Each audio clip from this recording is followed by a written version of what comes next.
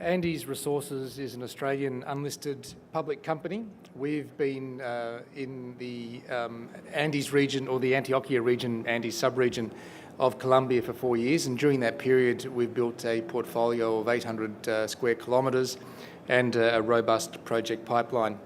We have an in-country director who's based in our office in Medellin, and we have a permanent office in Santa Rita, which is in the middle of the Andes region. We recently completed, in fact we haven't recently completed, we will complete probably tomorrow or the day after, that's how recent it is, a program at our first of 12 vein targets, and we've only explored about 10% of what we've got. We're keeping our powder dry in terms of corporate strategy, so we're unlisted at the moment, but we retain optionality as to when we list and where we list. What I'm going to talk about today is 90% held in Andes Holdings. So we're a 90% holder, 10% held by Bullet Holding Corp. In terms of the shareholders, directors own 25% of the company, and that's through $2.5 million of their own investment.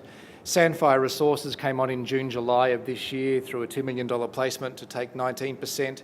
Bullet, I've already mentioned, is our JV partner. IMFM investors came in at the same time as Sandfire for around 5% and Treadstone at 2.5%. So since October last year, we've raised about $3.7 million. We have no debt. We have a very clean accounts payable, and we have a very lean head office. And by lean, I mean it's me. There are 30 people in the company, and 29 of them are based in Colombia. This builds on from what Jason Ward said in the SolGold presentation, that you've got all these discoveries heading up the spine of South America, and then you get to Ecuador and Colombia, and there's this gap. That's a socio-political risk gap. It's not a geological gap. There's no geological reason why there should be a gap in the discoveries. It's purely because of the difficulties of this area over recent decades. And that gave us a very strong first mover advantage. We were there 5 years ago before it was popular to be there. And that allowed us to develop this 800 square kilometre cohesive parcel of properties by doing numerous deals with small operators and various other groups. I doubt you could achieve what we've achieved now, because Colombia is so popular with the big end of town, the Newmonts and similar, that I don't think you'd be able to, as a junior, successfully secure 800 square kilometres of cohesive prime gold real estate. There's been about 100 million ounces of gold discovered in the last 6 years in this area. And if we zoom in onto the area where we're particularly focused, there's been 65 million ounces discovered within a 30-kilometre radius of our portfolio in every direction of the compass. We straddle the Mid-Cauca porphyry belt, which is that yellow shape, and that contains most gold discoveries that you probably know of in Colombia. So Buritica at 10 million ounces, at 10 grams per tonne, Nuevo Chiquero at 30 million ounces gold equivalent, and La Colosa at 50 million ounces. So it's a very successful belt. The Choco is the orange belt there, the Choco porphyry belt. That doesn't have as many discoveries associated with it, but it will be over the next few decades. The main reason why you're not seeing discoveries there is, again, socio-political and the fact that it's very dense jungle.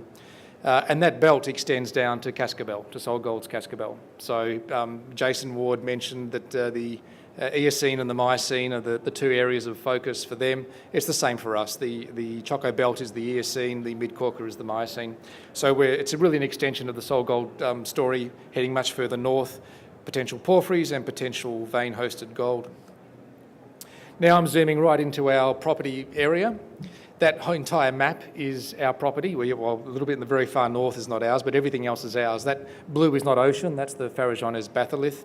And you can see a general orientation of sort of a northwest corridor of systems forming in the area. And that again is consistent through this whole belt. If you go up to Buritica, Continental Gold's massive project, you see the same sort of northwesterly, northeasterly and northerly orientation in their vein structures. We've formed that interpretation of those corridors based on 14,000 surface samples. So we've been in the area for 4 years, and during that period we have taken 14,000 surface samples. And I remember the in-country director just saying in passing one day, literally passing, he was on a donkey and I was too, and his donkey was going faster than mine, and he said 2% of the sample database was over a gram per tonne gold. And it was that moment when I went, yeah, I'm your managing director. That's pretty amazing. You know, we've got a soil sample at 300 grams per tonne, but if you take 14,000 samples, one of them is going to be in a nugget, and you're going to get a result like that. But you can't explain away 2% of a sample database being over a gram per tonne. So we've defined so far about 12 separate vein gold targets. You can see them on the map there. They form into 5 mineralised corridors in this northwesterly orientation, and we also have 3 copper-gold porphyry targets. But as I pointed out earlier, we haven't explored 90% of our licence area yet, so there's bound to be more discoveries as we learn more. We have 2 drill-ready targets, and I'll expand on those now. It's that little football there. And just to give you an idea of scale, continental gold's Buritica fits into that football shape. So I'm not suggesting we've got 15 Buriticas there, but we have a good probability of finding something just given how much we've discovered so far. So now I've zoomed into that area. So you see El Columpio, that is our mining title, literally a mining title. And then below that you can see San Pablo, which is a granted title, so we can drill on that one as well. And then to the east you see El Bosque, which is our area as well, but it's only in technical study, so we can't drill there yet. We need that to get progressed into granted before we can drill there. The blue structures are the fault structures through the area and presumably the pathway for the hydrothermal fluids. And you can just make out the red veining. That's the gold-bearing quartz veins in the area. You can see they extend for northwesterly direction for almost the length of the image, so 2.5+ kilometres. And you can see that this region, this corridor, is about 1.5 kilometres wide as well. We are drilling today at El Columpio, so it's that circle in the top there. This is the first holes ever drilled in the entire 800 square kilometres. So no one has ever drilled a hole here, even though it's sat with Anglo Gold Ashanti for an extended period of time. So this scout program was intended to understand the structures of the area and to know where to drill next, and in that extent it's been very successful. We've only got about 15% of the results so far, so we don't know what else is coming, but what we are noting in all the holes is quartz veining and sulphide-rich brecciation inside altered mudstones. Most assays pending. We did get a surprise. We've got quite a few 1 metre lengths at over 0.5 kilogram of silver. We weren't expecting that. So that's led to some quick rethinking because some of these results are only a few days old. The best result so far is 4.7 metres at 4.67 gram per tonne gold plus 331 grams per tonne silver to give us a 4.7 metre wide at 9.41 gold plus silver as a gold equivalent. Now, all that silver is suggesting that potentially we're on the flanks of a large porphyry system. So, as I'm sure you probably know, that as you go out from a porphyry, the centres are usually copper-rich, then copper gold, then it becomes gold silver, then it becomes gold lead, gold zinc. The results here are very high in gold, silver and zinc. So we're thinking we're on the flanks of a porphyry system. And so what we did is we looked at our 14,000 soil sample database and looked at some of the signatures that are associated with increasing heat, getting closer to the source.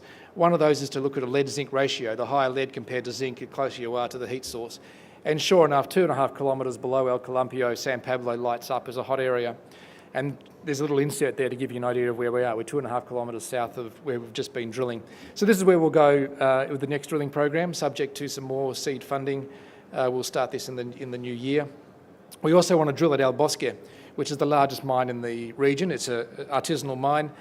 And if you can picture what a 50 metre long, 30 metre high and 7 metre wide stope looks like, and then imagine they did that manually with pick and axe to do that. So there must have been strong motivation to make such a large stope in this area, given it was all manual exercise.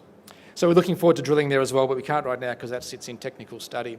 There's also anomalism between El Columpio, El Bosque and San Pablo to suggest this is a continuous system, potentially 2.5 kilometres wide. So I'm going to just give you an idea of scale here, because being Australians, you're not used to mountains. That is the sort of scale we're talking about. So we've tracked that one vein 750 metres down the side of that mountain. Then you've got the fault structure, and on the other side we can track another vein for 350 metres, then we lose it in scree and similar, but it's probably going down to the bottom as well. And there's the Sydney Opera House down the bottom to give you an idea of scale of how big these things are. So when we talk about a 300 metre deep hole, it's actually still a couple of hundred metres above the valley floor at the bottom of that hole. It's not down, it's across most of the time. So that's just two of the targets. So that's El Columpio and San Pablo. We've got San Agustin. We've got 300 gram per tonne in soils at San Agustin. Santa Rita is another vein system there. There's 5 artisanal mines there that are pulling out some fantastic stuff. La Pava, we don't know much about La Pava, but we did pick up a 41 gram per tonne rock chip sample, rock float, and some other results in the area to suggest there's a 5th vein or a 5th corridor sitting there. And Las Flores in the south is interesting for us. We know even less about this one.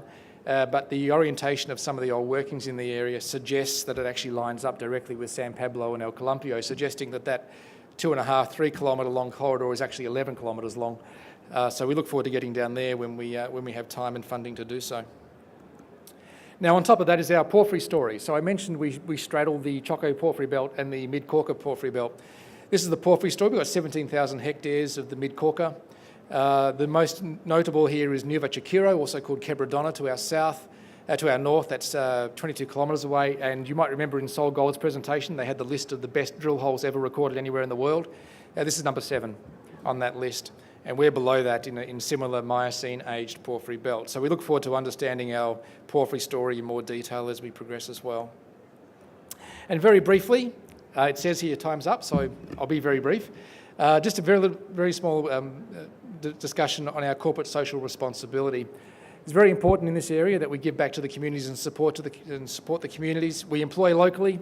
There are 30 people in the company. 27 of them live within a couple of kilometres of where we're working. We look after our employees' health, safety. We feed them. We have permanent camps there. They really enjoy working for us. We train locals. We build local businesses. There's Jaime and his horses taking us up the mountain. And we've taught some local guys how to make core trays. So we've encouraged them to actually say, well, go to other mines in the area and sell your core trays to them as well. We minimise our footprint. We capture our own water from the rains in a swimming pool, and we use that for drilling, so we're not drawing on the streams. We've already started our rehabilitation nurseries, so in the years to come when we do need to plant some trees, they'll be mature trees. We are open and transparent. We talk to anyone who wants to listen. The most important photo out of all of these, out of the entire pack really, is that little one in the top corner. That's me in the white shirt standing with the Artisanal Miners Association of the area. They are aligned with us. We're working together with them to develop a stronger reputation and perception in the local community. And that's quite a coup for us. You know, normally Western foreigners coming in usually clash with the artisanal miners, and here we are completely aligned to them, working on the same community initiatives and similar. So it's a fantastic outcome for everyone concerned. And we model the behaviour. We seek feedback and we give feedback to the community, even if it's not in our interest to do so. We do that. Right from the local towns, the schools, right up to the ministers.